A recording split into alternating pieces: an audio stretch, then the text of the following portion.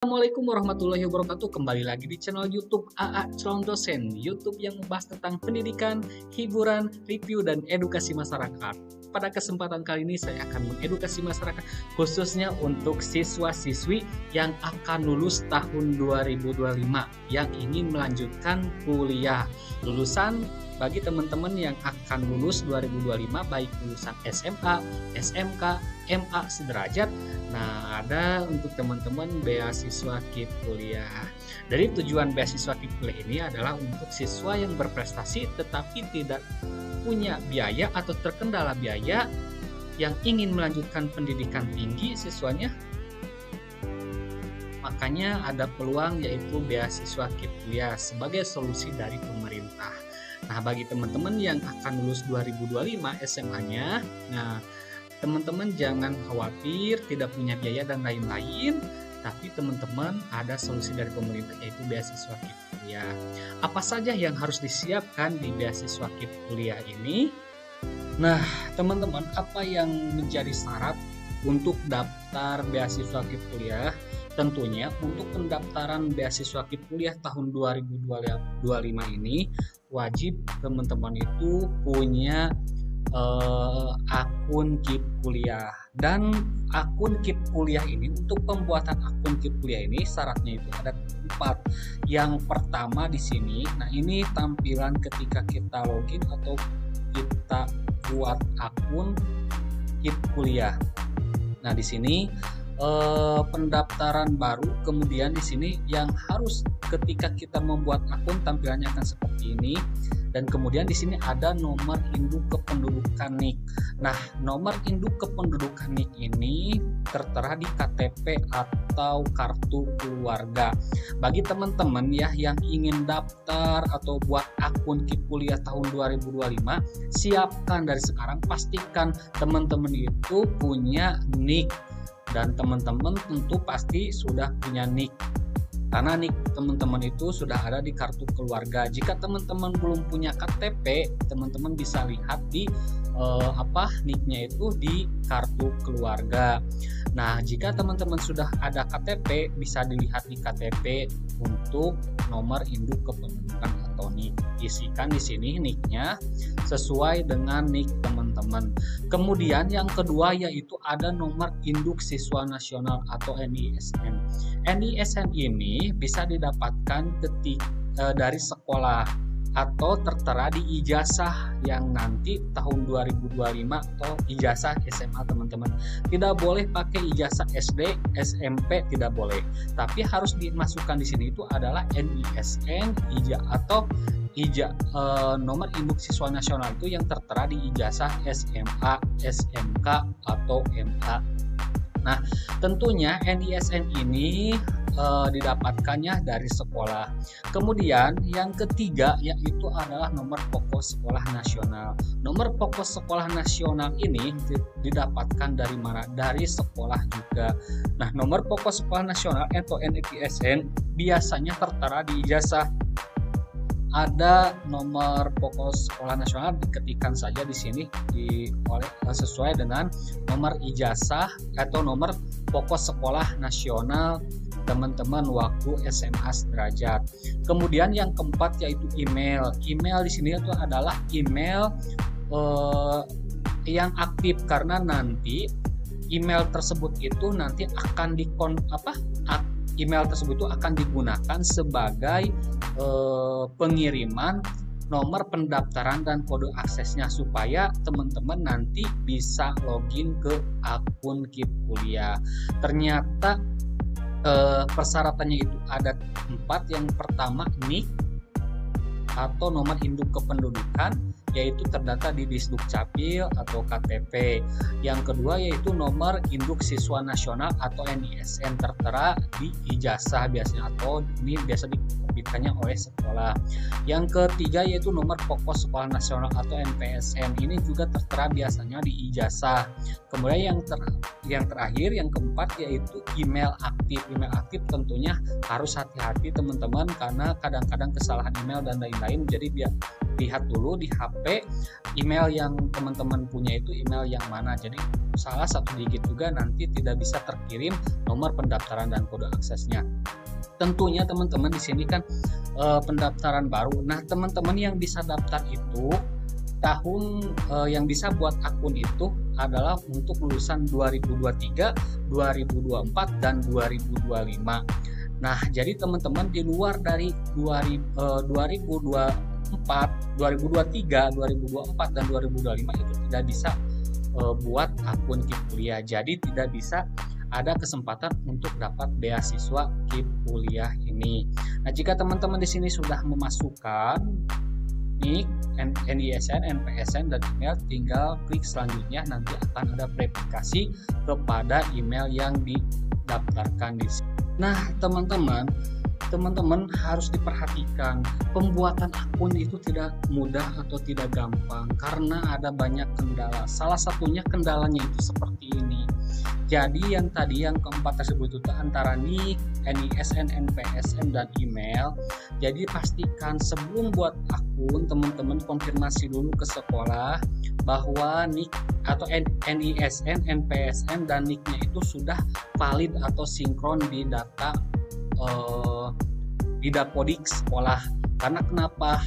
Kadang-kadang seperti ini permasalahannya. Contohnya ini, data di Dapodik siswa tidak tersedia atau tidak lengkap. Padahal NIK, NISN, dan NPSN-nya itu sudah sesuai dengan dokumen. Tetapi ada salah satu siswa, contohnya seperti ini, tidak bisa buat akun.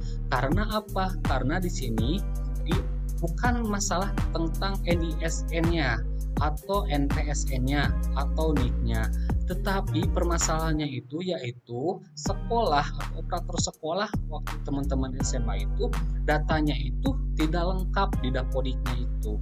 Jadi pastikan ke operator sekolah bahwa NIK teman-teman itu atau NISN, NPSN itu sudah terupload, sudah selesai, sudah beres seperti itu. Kadang-kadang kalau misalkan tidak di sininya NIK-nya misalkan yang didaftarkan di Dapodik misalkan salah satu digit, misalkan digit dari belakangnya itu beda, kadang-kadang juga itu tidak bisa daftar. Karena kenapa? Itu biasanya data dari Dapodiknya itu tidak sesuai dengan NIK yang teman-teman atau dokumen aslinya seperti itu yang teman-teman punya sekarang. Jadi pastikan lagi ke pihak sekolah bahwa NIK teman-teman itu sudah sesuai dengan dokumen yang didaftarkan ke Dapodik. Kemudian NISN-nya juga sama ditanyakan, kadang-kadang suka bermasalah, NISN tidak terdaftar di Dapodik dan lain-lain. Nah, itu harus hubungi ke sekolah lagi. Kemudian nomor pokok sekolah nasional ini biasanya kalau sekolah tidak ada izin, biasanya tidak punya nomor pokok sekolah nasional. Tapi kalau ada izin pasti di sini ada nomor pokok sekolah nasional. Jadi di antara pembuatan akun untuk tahun 2025 ini, teman-teman harus mempersiapkan dari sekarang. NIK, KTP, NISN, dan NPSN itu semuanya sudah valid di Dapodik siswa atau Dapodik sekolah. Nah, jadi teman-teman konfirmasi lagi juga ke pihak sekolah bahwa data tersebut atau data yang ini itu harus valid atau harus sesuai. Jangan sampai seperti ini, data di Dapodik siswa tidak tersedia atau tidak lengkap. Ini jadi pertanyaan kepada kita, kenapa data Dapodik di siswa tidak tersedia? Mungkin itu tidak terdaftar di Dapodik siswanya itu atau tidak lengkap. Nah, mungkin terdaftar tetapi pengerjaan operator sekolahnya itu belum lengkap. Makanya ketika pembuatan akun KIP kuliah ini terkendala untuk pembuatan akunnya. Nah, ini salah satu permasalahan yang harus diperhatikan oleh teman-teman yang akan lulus 2025 dan akan daftar beasiswa KIP kuliah dan membuat akun KIP kuliah. Ini harus jadi perhatian khusus karena teman-teman pembuatan akunnya itu belum tentu bisa karena ada permasalahan-permasalahan seperti itu. Untuk antisipasi mulai dari sekarang dipertanyakan mengenai NIK, NISN, dan NPSN apakah sudah valid di Dapodik atau belum. Teman-teman, ketika teman-teman sudah berhasil atau login atau buat akun, nah teman-teman pastikan apakah akun teman-teman itu terdaftar di TKS atau tidak. Nah, contoh seperti ini. ini akun yang terdata DTKS. Biasanya terdata DTKS seperti ini, Desil, dapat PKH, PBI, BNPT dan lain-lain, biasanya ada kemungkinan itu lolos beasiswa KIP kuliah. Besar kemungkinan. Karena kenapa? Karena dari tujuan dari beasiswa KIP kuliah ini adalah untuk siswa berprestasi yang ingin melanjutkan ke perguruan tinggi tetapi tidak terkendala biaya, makanya ada solusi beasiswa KIP kuliah. Dan kenapa Pak akunnya itu harus terdata DTKS? Karena DTKS ini data terpadu kesejahteraan sosial yang dikeluarkan oleh Kementerian Sosial. Nah, maka teman-teman, kalau teman-teman misalkan dari sekarang misalkan suka orang tuanya dapat bantuan PKH, BNPT, PBI dan lain-lain, makanya teman-teman itu udah terdata rentan tidak mampu seperti itu. Makanya diprioritaskan ketika seleksi perguruan tinggi akunnya itu yang terdata DTKS seperti ini. Nah, bagi teman-teman juga kalau misalkan tidak terdata DTKS, contoh akun yang tidak terdata DTKS seperti ini, apakah besar kemungkinan untuk lolos? Nah, itu tergantung lagi dari perguruan tinggi. Nah, tetapi yang kalau teman-teman misalkan tidak terdata DTKS seperti ini, jangan berkecil hati. Karena kenapa? Bisa aja tidak terdata DTKS seperti ini juga teman-teman itu bisa lolos. Itu tergantung dari seleksi perguruan tinggi juga. Karena kenapa? Pak, saya juga dapat saya memang tidak mampu, tetapi saya juga tidak pernah dapat bantuan dan lain-lain. Nah, sehingga akun saya tidak terdata DTKS. Nah, jadi tidak menutup kemungkinan tidak terdata DTKS juga teman-teman itu belum tentu bisa besar kemungkinan teman-teman juga bisa lolos seperti itu. Karena tentunya DTKS ini memang bukan acuan utama dan lain-lain oleh perguruan tinggi, karena perguruan tinggi juga bisa menyeleksi memang orang itu benar-benar tidak mampu, anak yatim piatu dan lain-lain, tetapi dia tidak terdata DTKS. Itu mungkin kesalahan dari pihak aparatur pemerintah, contohnya aparatur desa. Kenapa orang yang tidak mampu tidak terdata DTKS atau tidak dapat bantuan? Nah, bagaimana cara terdata daftar DTKS dan lain supaya akun saya itu atau terdata DTKS? Nah, teman-teman dipersiapkan dari sekarang ke desa untuk daftar DTKS supaya nanti, apalagi sekarang bulan Desember dan nanti bulan Februari itu biasanya sudah dibuka beasiswa KIP kuliah ini, bisa buat akun. Nah, teman-teman bisa mempersiapkan dari sekarang, mempersiapkan, pastikan NISN, NPSN, NIK itu sudah sinkron di Dapodik. Kemudian pastikan juga sebagai nilai plusnya juga teman-teman pastikan akun teman-teman itu terdata DTKS. Jadi mulai dari sekarang bisa daftar DTKS ke desa. Tentunya itu prosesnya juga supaya muncul di akun itu, kalau misalkan sekarang daftar tidak langsung muncul, itu harus berproses. Proses sekitaran itu juga lama, kadang-kadang 3 bulan, 4 bulan, 5 bulan, bahkan ada beberapa desa yang bilang itu 1 tahun. Itu sangat lama juga. Jadi kenapa saya buat video ini, supaya teman-teman mempersiapkan dari sekarang supaya teman-teman bisa lolos beasiswa KIP kuliah. Oke, teman-teman, untuk teman-teman yang ingin kuliah dengan beasiswa KIP kuliah, dipersiapkan dari sekarang mengenai persyaratan-persyaratan buat akun. Kemudian akun yang bagusnya itu adalah akun yang terdata DTKS, dan yang tidak terdata DTKS pastikan mulai dari sekarang daftar DTKS ke desa. Pak, kan sekarang saya masih kelas 12 SMA, kan saya masih belum tahu apakah akun saya nanti terdata DTKS atau tidak. Nah, jika ada pertanyaan seperti itu, mulai dari sekarang, mempersiapkan dari sekarang, daftar DTKS ke desa dari sekarang. Makanya dipersiapkan dari sekarang. Kalau teman-teman sekarang sudah daftar DTKS ke desa, pasti nanti juga akunnya itu terdata DTKS.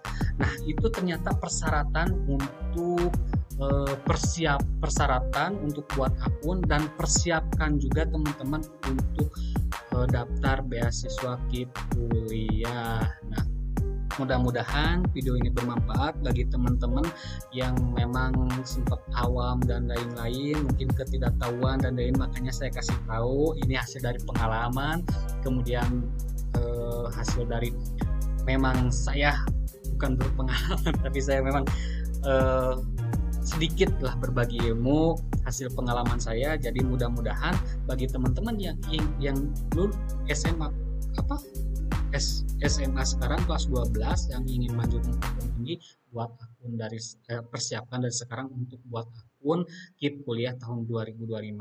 Akun KIP kuliah 2025 biasanya dibuka itu dari bulan Februari sampai 30 Agustus. Jadi bisa dipersiapkan dari sekarang. Oke, teman-teman, itu yang saya bisa sampaikan. Mohon maaf.